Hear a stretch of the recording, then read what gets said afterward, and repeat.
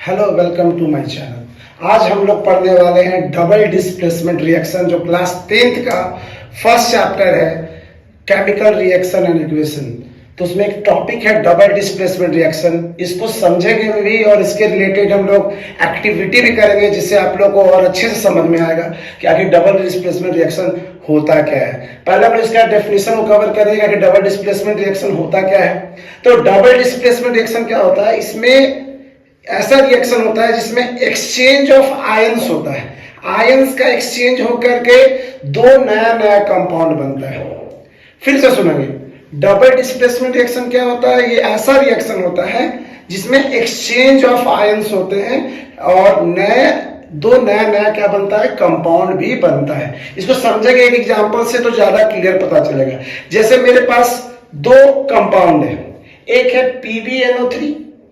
PbNO3 lead nitrate इसको बोलते हैं, और एक और मेरे पास कंपाउंड है जिसका नाम है पोटासियम आयोडाइड। अब दोनों का हम लोग एक्वस सॉल्यूशन लेना है। एक्वस सॉल्यूशन मतलब इसमें वाटर मिक्स करके लेना है, और ये दो है। इसके बाद क्या होगा? जब इसको हम इसमें मिलाएंगे, जब ये दोनों का हम लोग रिएक्शन करवाएंगे, ये देखिए, तो येलो कलर का प्रिसिपिटेट बनता हुआ नजर आएगा। अब प्रिसिपिटेट क्या है? सबका दिक्कत ये होता है कि प्रिसिपिटेट क्या होता है। पहले तो इसको पहले क्लियर करेंगे, उसके बाद हम लोग प्रिसिपिटेट पे आएंगे। जैसे कि देखो, लीड नाइट्रेट, इसमें गौर किया जाए, लीड नाइट्रेट, तो इसमें दो आयंस है, एक होता है कैटायन और एक होता है एनायन। एक पॉजिटिव चार्ज, एक नेगेटिव चार्ज। और वही अगर हम लोग पोटासियम आयोडाइड को तोड़े तो K+I-, ठीक है।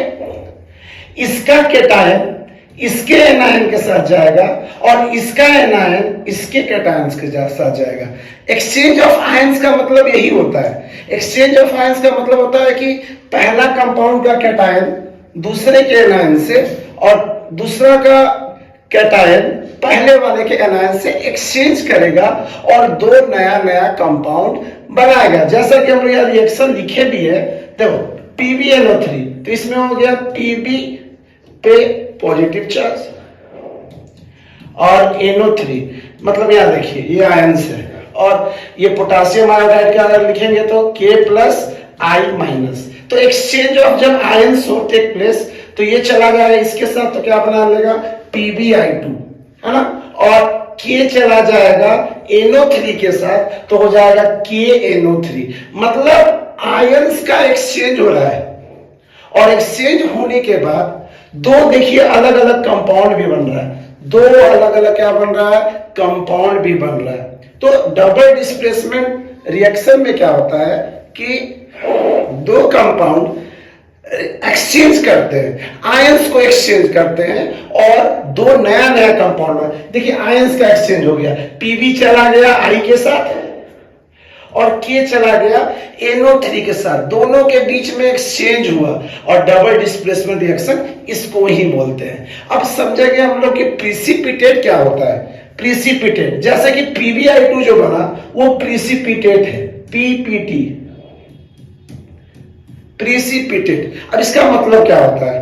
प्रिसिपिटेट होता है इनसॉल्युबल सब्सटेंस, जो रिएक्शन के दौरान घुल नहीं पाते हैं, सॉल्युबल नहीं होते हैं। अब मान लीजिए घुलेगा नहीं तो नीचे बैठेगा ही, तो प्रिसिपिटेट नीचे बैठ जाता है क्योंकि वो घुल नहीं पाता है। तो प्रिसिपिटेट क्या होता है? इनसॉल्युबल सब्सटेंस होता है। इसको समझेंगे, हम लोग एक्टिविटी करेंगे और इसको समझेंगे कि प्रिसिपिटेट होता क्या है। इसको जिसमें प्रिसिपिटेट बनता है उसको प्रिसिपिटेशन रिएक्शन भी बोलते हैं। जिसमें प्रिसिपिटेट बनता है उसमें हम क्या बोलते हैं? Precipitation reaction. इसमें प्रिसिपिटेट बनेगा, इसलिए इस रिएक्शन को हम लोग प्रिसिपिटेशन रिएक्शन भी बोलेंगे। अब हम लोग एक्टिविटी करने वाले हैं, जैसे इसी रिएक्शन का हम लोग एक्टिविटी करेंगे और देखेंगे। जैसे कि देखिए मेरे पास दो कंपाउंड है, एक है मेरे पास लीड नाइट्रेट और एक मेरे पास है पोटासियम आयोडाइड। ये दो कंपाउंड है। अब इसका हम लोग एक्वस सॉल्यूशन तैयार करेंगे। ये एक्वस नहीं है, अब इसका एक्वस सॉल्यूशन तैयार करेंगे। डबल डिस्प्लेसमेंट रिएक्शन में इसमें एक्वस दोनों होना चाहिए, ठीक है। तो अब हम लोग क्या करेंगे, ये देखिए, अगर ऐसा देखना है तो कैसा दिखता है एक बार आप देख सकते हैं। तो ये आपका दो अलग अलग कंपाउंड है, ये हो गया आपका लीड नाइट्रेट और ये हो गया आपका पोटासियम आयोडाइड का। अब दोनों का हम लोग एक्वस सॉल्यूशन बनाने वाले हैं, तो दोनों को हम लोग टेस्ट ट्यूब में लेते हैं।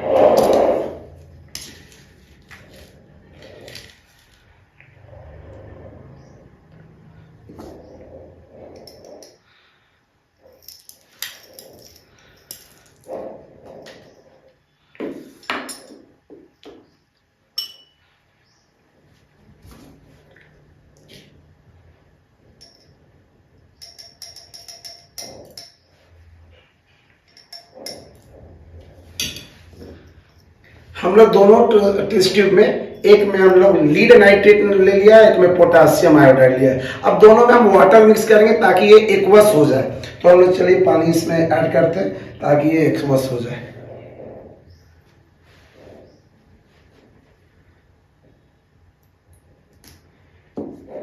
इसको अच्छे से मिक्स कर लेते हैं।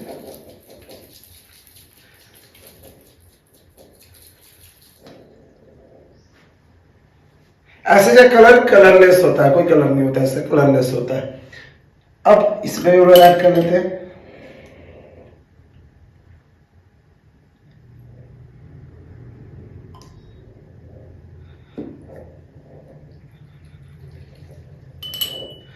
आप देख सकते हैं कि हमने दोनों सॉल्यूशन तैयार कर लिया है, ठीक है। तो ये हमारे पास है एक मेरे पास है पोटासियम लीड नाइट्रेट और ये मेरे पास पोटासियम आयोडाइड, ठीक है। अब ये हम दोनों को क्या करने वाले हैं, मिक्स करने वाले हैं और देखने वाले हैं कि क्या इसमें प्रिसिपिटेट बनता है या नहीं बनता है। अभी आप देख रहे होंगे कि यहाँ पे कुछ बैठा हुआ नहीं है ना। अब इसमें देखते हैं, इसके अंदर ऐसा चीज बनने लगता है जो घुल नहीं पाता है और नीचे जाकर के बैठ जाएगा, ये येलो कलर का। तो अब देखिएगा, हम इसको मिक्स करने वाले हैं, ध्यान से देखिएगा। ये देख रहे थे नीचे बैठ रहा है, नीचे देखिए पाउडर जैसा नीचे बैठा हुआ है, यही है प्रिसिपिटेट। ये क्यों बना, ये घुल नहीं पाया रिएक्शन में ना, इसी को प्रिसिपिटेट। किस कलर का प्रिसिपिटेट बना, येलो कलर का प्रिसिपिटेट बना, ठीक है। तो जिस रिएक्शन में प्रिसिपिटेट बनता हो उसको हम लोग बोलते हैं प्रिसिपिटेशन रिएक्शन। आप देख रहे होंगे नीचे सेटल डाउन हो गया, वो रिएक्शन में घुल नहीं पाया, सोल्यूबल नहीं हो पाया, इसीलिए वो नीचे जाकर के बैठ गया। और ये प्रिसिपिटेशन रिएक्शन का एग्जाम्पल भी है। चलिए हम लोग एक बार ओवरव्यू दे देते हैं इस टॉपिक का। देखिए, डबल डिस्प्लेसमेंट रिएक्शन उसको बोलते हैं जहां एक्सचेंज ऑफ आयंस होते हैं। देखिए यहाँ पे इसका पॉजिटिव उसके नेगेटिव के साथ, इसका पॉजिटिव इसके नेगेटिव, एक्सचेंज होगा आयंस का, ठीक है। अगर मान लीजिए हम लोग डिस्प्लेसमेंट रिएक्शन का बात करते हैं, सिंगल डिस्प्लेसमेंट का, तो हाईली रिएक्टिव मेटल लेस को डिस्प्लेस करता है। उसके लिए एक एक्टिविटी हम बना के दिखाएंगे। अभी तो खैर डबल डिस्प्लेसमेंट रिएक्शन का ही एक्टिविटी है। तो इसमें क्या होगा, एक्सचेंज ऑफ आयंस होगा और एक्सचेंज ऑफ आयंस होने के बाद दो अलग अलग कंपाउंड बनेगा और ऐसे ही को बोलते हैं डबल डिस्प्लेसमेंट रिएक्शन। और अगर प्रिसिपिटेट बना, ये जो येलो कलर का जो प्रिसिपिटेट बना उसको बोलते हैं PbI2, इसको बोलते हैं लीड आयोडाइड। और सर KNO3 कहां गया, तो KNO3 ये एक्वस से इसमें मिला हुआ है, ये पता नहीं चलेगा कि ये एक्वस है ना। तो ये इस टाइप का रिएक्शन, ये तो हमारा डबल डिस्प्लेसमेंट रिएक्शन है। अगले एक्टिविटी में जब हम आएंगे तो डिकम्पोजिशन रिएक्शन का एक एक्टिविटी करवाएंगे। धन्यवाद।